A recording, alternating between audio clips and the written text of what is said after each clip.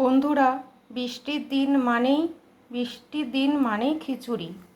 তাই দেখো খিচুড়ির সরঞ্জাম নিয়ে তোমাদের সামনে হাজির। প্রথমেই দেখো সাদা জিরে, শুকনো লঙ্কা, তেজপাতা, চিনি, মুগের ডাল, গোবিন্দভোগ চাল, মটর ডাল, আদা, কাঁচা লঙ্কা, জিরে বাটা, কুমড়ো আর আলুটা লাল লাল করে ভেজে নিয়েছি, কাঁচা লঙ্কা চিড়ে রেখেছি, আর এইদিকে আছে সর্ষের তেল, হলুদ আর লবণ।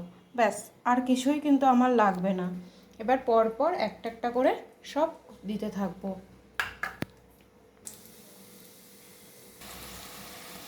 বন্ধুরা দেখো, প্রথমেই কড়াইতে তেল গরম করে তার মধ্যে জিরে, শুকনো লঙ্কা, তেজপাতা আর মুগের ডাল, মটর ডাল, গোবিন্দভোগ চাল যেগুলো আমি ধুয়ে রেখেছিলাম সেটাকে দিয়ে দিয়েছি।